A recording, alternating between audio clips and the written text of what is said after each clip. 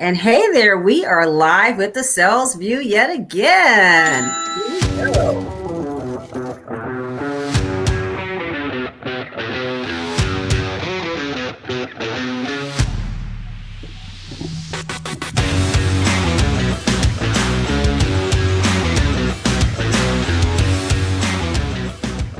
I want to educate the masses on the great life that I've had in sales and want you to understand how you can get into sales as well. My mission is really to help individuals, sales professionals, elevate their game and take it to the next level. I am all in 100% because we need to change the face of sales. To show people how they can change how they sell without changing who they are. What actions do we take to actually see different outcomes? That is the question.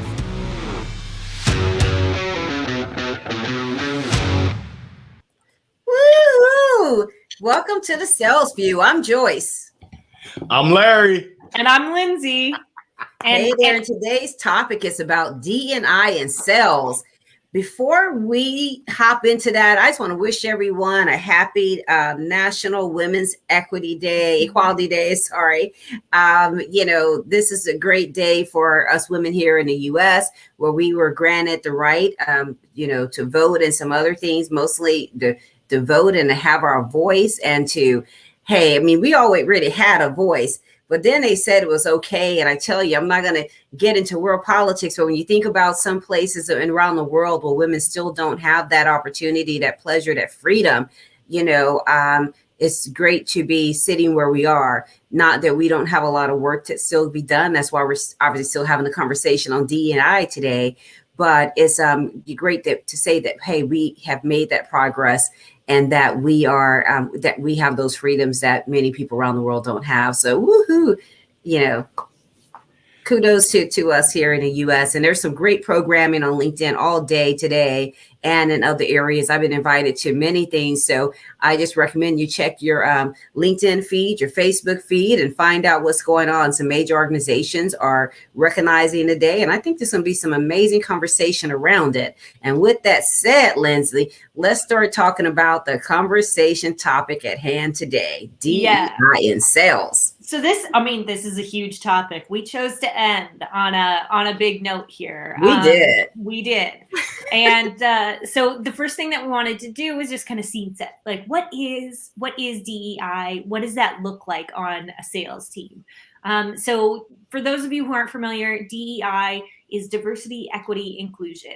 And what it is it's a set of policies, the set of guidelines, the set of behaviors that help us to try and get more diversity into our organization. And when we talk diversity, we're talking about different ethnicities. We're talking about women, men. We're talking about differently abled people. We're talking about that whole span of folks who don't, fit the, what will I call it? The typically non-marginalized group. Or the dominant group within a workforce. And so I think the interesting thing about DE&I and how does that look in sales is that sales traditionally has been an industry, has been a role where it's white men who are doing most of the work, who are being hired into these type of roles. And so I don't know for you, Joyce, or you, Larry, but I know in my first sales gig, I was the only woman. I was the only person who looked like me on a team of probably about 10 to 12 individuals. And that was some time ago. That was 14 years ago. So when I look at that team now, I know that makeup has changed, which gives me some hope. But what do you think? What did your initial sales teams look like? Not just initial sales teams, throughout my sales career. Yeah. It has definitely echoed what you shared in terms of the dominant group. And although we've made some strides, there's a lot of work ahead. And the work that I do now, consulting, coaching, training, there's a ways to go. And I think it starts at the top. Let's call it the folks that have a seat at the table. I think we're hoping to call them allies, supporters, essentially folks that they don't just talk the talk, but they walk the walk, and they really believe in it. They're not threatened by having women in positions of power, in positions of leadership. They're not threatened by people of color. And unfortunately, it is that power. When you're holding on to power, it's like, oh no, it's the scarcity mindset. This is just my observation. Instead of the supportive mindset, instead of the, hey, let's make it equal for all. And I take DEI and I call it IDEA. Because it's inclusion, diversity, equity, as well as accessibility. I grew up in VA hospitals. My father worked with paraplegics, and oftentimes it's just folks that don't fit the standard, kind of the cookie cutter mold, that end up getting cast away. And it's unfortunate because there's such an opportunity to have that diversity, and not just diversity of skin color and gender, but diversity of thought, diversity of experience. Oh, it's hot. I'm going to pass the mic to Joyce. Yeah. I share people often that my MBA is in, global studies. And the reason for that is because I love to study cultures, right? So when we talk about that, you have different cultures on your team. When you talk about that diversity of thought, right? We grew up in different areas. We had access to different things. If you grew up as a military kid, it's likely, I'd like to listen to Mike Strahan, that you grew up in a different country, possibly you grew up in different regions. And every time my friends who were military kids had to relocate, they were within a different culture. Things were done different. People done things different. And not even getting to the skin color or something, right? It's just the way that people operated within that culture of that particular city. It could have been right here in the United States, or anywhere in the world. Another thing I, like to point out is with small businesses, right? I remember pinging a friend and I'm like, wow, you got all men in your photo for your business. And then I hop on a video of my team and I'm like, oh, wow, we have all women. So, and so, we all have to be mindful, of that. And so that's why us understanding diversity of thought and culture and things is so important, because you may still find yourself hiring the best person, or the best person you have access to, especially if you're a small business owner. I've coached small business owners that are Latino and all their staff is Latino. I've had a customer who was from India and all of her staff was from India. They would go back to get their immigration. She sent them home with their computers and everything until they're able to come back. And so the minority were, there were some white males working in her organization and they were definitely in a minority, right?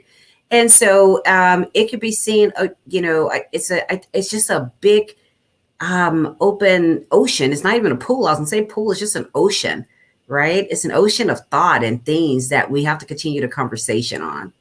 Yeah, and I want to pick up on something and ask you guys a question about this too, because you both said this term, like diversity of thought, and a lot of the reading that I've been doing has said that, and this might be controversial, but that hiring diversity doesn't automatically lead to diversity of thought based on your hiring principles. Mm-hmm. You have to do the work to create that environment where you're drawing on the experiences of that diverse talent pool that you have hired in. So it's not enough to hire. It's not enough to hire diversity. No. I know, Joyce, I could see you on that one. Yeah. What do you think? No, it's not enough to hire diversity. Once you hire people, we mentioned earlier, the 18-month turnaround when companies are just hiring diversity, check a box, right? So like you say, you have to hone into those people. You have to find out what's important to them. You have to not just hire them, right? But still invite them into the room, into the table, into the lunchbox, to the dinner that night, to golf, to bowling or what have you, so that you can get them comfortable and understand who they really are in that culture and what they really bring to the table. Because if you just hire them and sit them there, then nothing happens. I love it. Great points, Lindsay. Great points, Joyce. And Lindsay, I'm going to call on an experience that you and I shared. It was the Journey Line experience within our mastermind. Yeah. It's one of those things that when you get to know someone, when you really get to know them and their background, I call on the example of my mother. My mother is one of the smartest people I've ever met, and she doesn't have a college degree. Some places instantly, no college degree. It's like, come on now. Are you telling me that the street hustle? Are you telling me that the common sense can't equate to having success? Well, no, we just want a college degree. It shows commitment and grit. You can show commitment and grit and taking care of your family and multitasking by other routes, but it really takes an open mind. It takes folks in leadership making decisions to be open to a different perspective. And Joyce, you talked about the global perspective. I've heard so many people share that everyone, before they go in the working world, should have an experience of visiting different countries and different cultures just to see a different view. And I've seen this professionally. I've seen folks that have been hired right out of college into an organization. That's all they see and all they know. And they're not open to that there's other ways to achieve success. It's like, nope, we've been doing it for 30 years like this, and that's the way we do it. Absolutely. You're going to end up like the dinosaurs, extinct. That, you know, I do a lot of work in the Bahamas. I've done a lot of consulting in the Bahamas over the last 20 plus years. And I've taken my interns to the Bahamas, right? I've taken them there for projects. I've taken them there to volunteer. Our student cohort, at the end of the student cohort, they're going to go over to the Bahamas. They're going to spend a week. They're going to volunteer with the Bahamas Red Cross there on the ground, right? And then they'll do their little graduation ceremony in the Bahamas. And that's the reason behind that. You know, I was talking to one of the coaches the other night, I think track coach from University of South Carolina. He was saying that when he takes his track team to New York, he takes them to the theater. When he takes them, you know, wherever he takes them somewhere to give them some culture. So he's really interested in taking them to the Bahamas so that they can have that global experience and experience something other than what they see day to day. And so, Larry, what you're saying about people, you know, experiencing different cultures, I think it's important because when you get into the workplace, you do have those people from different cultures. And if you've actually gone and visited somewhere, then you can see, you can feel it different, right? You sat down next to a guy or a gal on a bus in a different city or on the train, and you know they were just like you. You know, they have the same thoughts you had. This conversation did not change. You're just in a different country. Real quick, because I know, Lindsay, you're in a newer role where we're talking about sales, we're talking about business. Yeah. It really does come down to business, the bottom line, business objectives. We got to hit goals. Well, there's been studies that have shown that having a more inclusive, having a more diverse workforce not only improves culture internally, but also improves the results externally. And I don't have the stats in front of me. I know you can finagle numbers, but looking at the stats, the data, it's amazing how many folks just go with what they know and stay in their comfort zone. Oh, and I've seen this firsthand of leaders that were really scared. It's easy to be scared of what you don't know.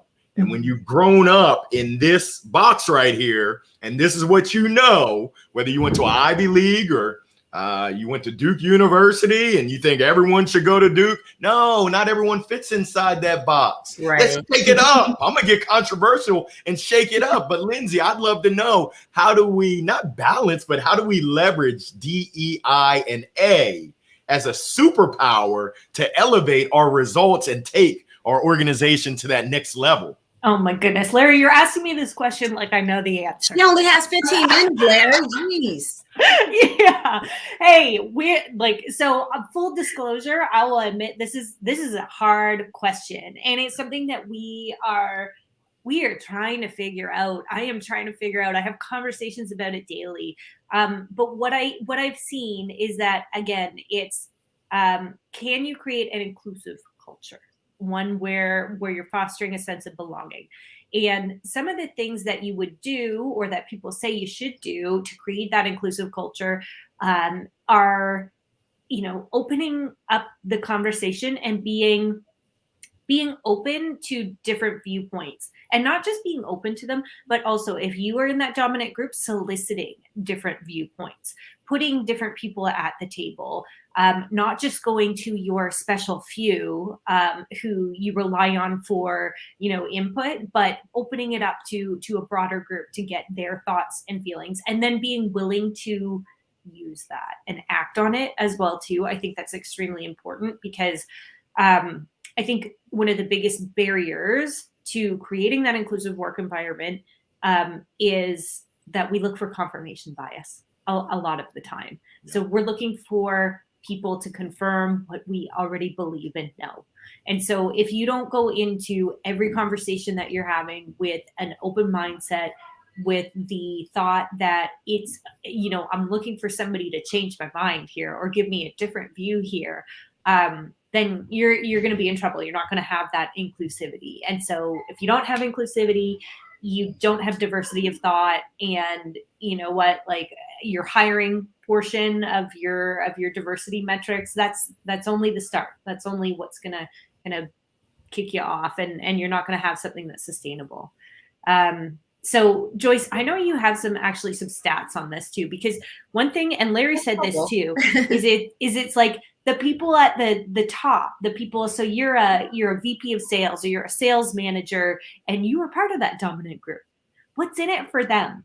What's in it for them to make this type of change, to start hiring and promoting more diversity and equity and inclusion? Well, I'll share an article that I read from Forrester that says that if they are willing to commit to this and execute on it, right, to a DEI plan, and really committed to having their teams, inclusive, that they can benefit from 50% increase in performance. 50% increase in performance. That's almost a no-brainer. But here's the thing, and I was having a conversation, I mentioned about this last night, turnover and what turnover costs companies. They also can look at and benefit from having 50% reduction in turnover. Those are huge numbers. Hiring and training is a huge cost for organizations. So when someone leaves before that 3-5 year mark, that you really taken to ramp them up on training and send them to, send them up to meetings and, what have you. It's, conferences and things so that you can help with their development. It gets pretty pricey for organizations. So when you're having turnover in 12 to 18 months, it's a painful thing. So if they execute and really focus on a true DEI plan, they could benefit from having 50% less turnover and 56% more production, increase in production. I mean, to me, that's what's in it. If that ain't a grand slam, I don't know what it is. But my biggest question is, seeing the numbers, why is there still such a disconnect? It's amazing. It's one of life's major mysteries. And I don't know if there's one sole answer, but I think I know there's a couple answers. It's uncomfortable, and folks don't like to step out of their comfort zone. I've worked with leaders that wanted to bob and weave. You would have thought that there were droplets out there, but no, it's the conversation of what are we doing to make everyone in the organization feel welcome, to not. People aren't stupid. They know when you're just checking the box. They know. I've been a part of Black employee resource groups. That was just to check the box. We had an executive sponsor who didn't really care. We had a leadership team that didn't really care. And they just said, oh, we're going to do this so we can say check. And hopefully they'll just be quiet and be happy with what we gave them. Survey says, nah, we aren't playing that because we know better. And when you know better, you got to do better. So I hate to say it, do better. I'm calling these organizations to task. Either step up and do it right, or don't do it at all. Yeah. It's worse when you do it and you do it half-ass. Pardon my French, parlez-vous français. But essentially, just don't do it at all. Just don't do it at all. And it goes back to a conversation we had before our call last week, and one I've been talking about. When you talk about these companies and businesses, these are people that, I was going to put this post up this week and I said, Joyce, let it go. And maybe I should have put it out there, right? Because I had written it up. I created the poll and everything. And it was like, how many days a week do you practice inclusion, right? And it's because you just can't do it Monday through Friday. Then you go home Saturday and Sunday and talk crap about a certain group or what have you. Mm-hmm. And then go back Monday and say, I'm going to implement inclusion, right? So when we think about, some of the key areas where we're still very segregated, I call it, often I've said it's segregated Sunday. we're together, we're practicing inclusion. We may even hang out with our diverse friends on Saturday at the golf course or at the pool or where have you. And then Sunday, we all go into houses of worship and we turn around and there's no one look like us. Last week I went home to this past Sunday to my home church in Galveston, Texas. It was our 56-year church anniversary. So I went home to support. And, no one, and we all looked the same. The only person that was different was the Latino man that came in after service to ask us for gas money to help him get to Mexico to pick up some family members. And honestly, a few of us had to be honest in the conversation that when he walked in, a little sense of fear came in because you have this scene of people walking into Black churches and, and shootings and things of that nature. And so, but that to say, when we looked around that church I looked around that church that day, right? Because I try to put myself in inclusive environments on Sundays. It just looked different. We talked about my niece won the pledge of white sorority, right? Her mom's Caucasian, so she is too, right? And she's embedded in that community. But when you get ready to pledge, predominantly white sorority, for some reason, that's an issue. So we're practicing inclusion Monday through Friday. Then we're going home Saturday and Sunday, right? So now I'm gonna have to put my post up. How many days do you practice inclusion? How many days? That's the problem. Until it is embedded in us, until we are doing it every day, Larry, I just think we're going to be super challenged to try to continue to implement it in the workplace. Yeah. I was going to add something too. So I think, Joyce, when you talked about, we were talking about, okay, how do we motivate people to make the change? How do we motivate people who have that power to make the change?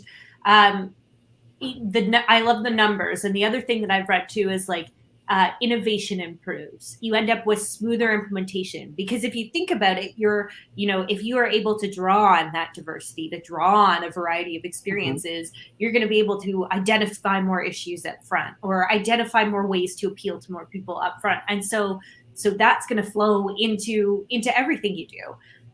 But I think the other thing that we need to consider too is like, that's the rational argument. We're also emotional beings. So what is the emotional argument like for me, if I'm sitting in that VP of sales role, to have more diversity? And I still haven't got this one figured out. That's why I'm asking it. What I've read is that playing on people's sense of fairness is often what works. Like you had this privilege, you were held up, were given this opportunity, and don't you want to be fair to others? Don't you want to give that opportunity to others? But I'm interested to hear both your thoughts on that. Like, it's exactly what you're saying. It's the heartstrings, right? Yeah. It's the heartstrings. It's now that I have a grandchild that's diverse, right? It's now that my family dynamics is changing. I reflect back often in conversations to 9/11 and what 9/11 did for this country and how it brought us together. And people were holding hands who honestly got on TV and crying and things and saying they would have never held hands with the person they were holding hands with, right? It's almost some of the things that's happening with COVID. I know when there's storms in the Houston area and people just don't care about where you are and whatever, people just starts reacting and saving lives, right? It's those heartstrings. People have got to have experiences. So we got to have more small groups. We got to have more executive breakouts and roundtables like we used to. We're not taking time to have meaningful training like their executive retreats and things that we used to have in the past, because we're cutting costs. And we're going to have to get back to that so that we can talk about what's in the heart. Yeah, so true. I think it comes down to intentionality and choice. It was a big bank. I'm not going to shout them out because I think I actually used them, but their CEO said, we don't know where to find diverse candidates. Come on, man. Let's take a look in your Rolodex. You might not have any people of color in your Rolodex. There's a problem. You've got to be intentional and make a choice to say, I'm going to open up my network and not just schmooze with the country club folks. Come on now. They're out there. Women are out there. People of color out there. LGBTQIA are out there. Folks with disabilities, accessibility challenges, they're out there. You've got to make the choice and be intentional. And if we can send someone to the moon, we can for damn sure figure this thing out. But sometimes we want to act brand new. We want to play dumb, like, oh, I can't figure this out. I'm not buying it. I'm not buying it either. Hold on. I try to find our like LinkedIn group here because to repost that. If we can send someone to the moon, we can figure this. We can. Oh yeah. You know, absolutely. Yes. I mean, you're posting that here. I'm trying to find it. I don't know. So I have a question while you. What do we do now if there's a sales leader that's out there that's listening, and we're talking to you, Mr. or Mrs. Sales Leader, Mr. or Mrs. CEO? Mm-hmm. What do you do now? I'm gonna tell you that you've got to be prioritizing diversity, equity, inclusion, and accessibility. You've got to document it and essentially hold yourself accountable. Share with the team, this is what we're striving for and why. These are the reasons why, because we're trying to solve for business objectives, and we want everyone to share, to participate, to help us to get there. What are y'all's thoughts? I agree. I agree with you. And, you know, I wrote it down, and, you know, make the choice to be intentional, right? Everything begins with a choice, right? We have to make a choice, and then we have to be intentional.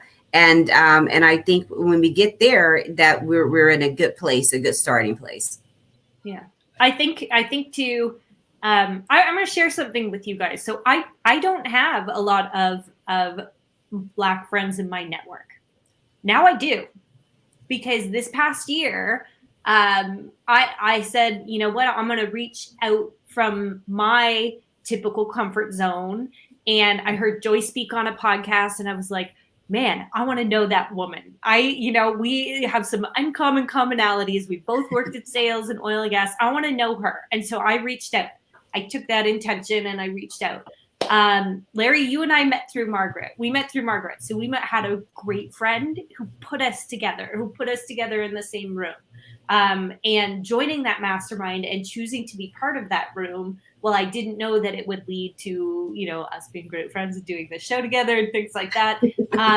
You know, it's just another example of extending your network and putting yourself out there and having some intention behind that as well, too. So I'm with you. I think that's, you know, being intentional about it, looking beyond the surface level commonalities, right? Looking for those things where you can connect with people and understand and get to know them that are not obvious. That's what I think helps.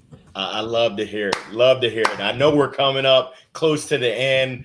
I just want to say to both of y'all, Joyce, Lindsay, this season 1 has been an absolute privilege, a pleasure, a blessing. Our conversations have been absolutely dynamite. And I applaud each of y'all. Heidi, if you're listening, love you. This has just been an amazing experience. So I'm wishing all the best and looking forward to what the future may hold. So this was a dynamite conversation, DEINA, and making sure that we're open to, making sure that we're taking action to actually facilitate that change. Wow. Any parting thoughts? Final thoughts? Lindsay? I was going to say the same thing.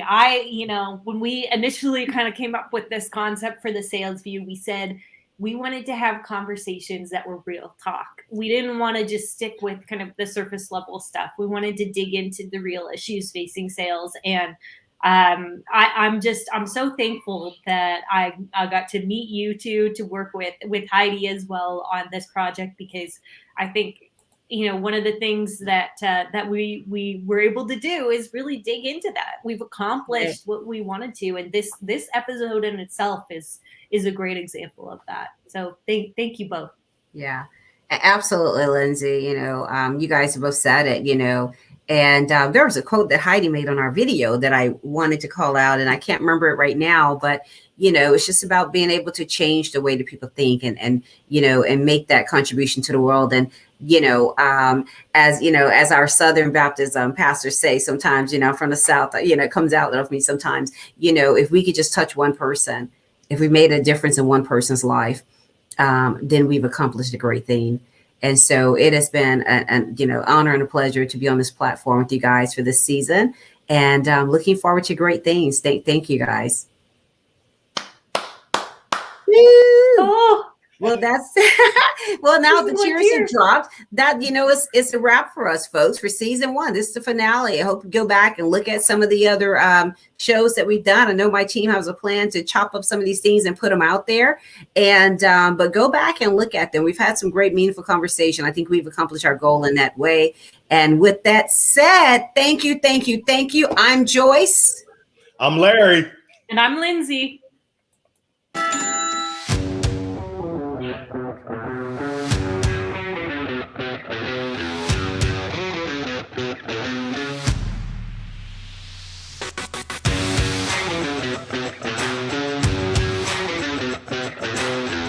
What actions do we take to actually see different outcomes? That is the question.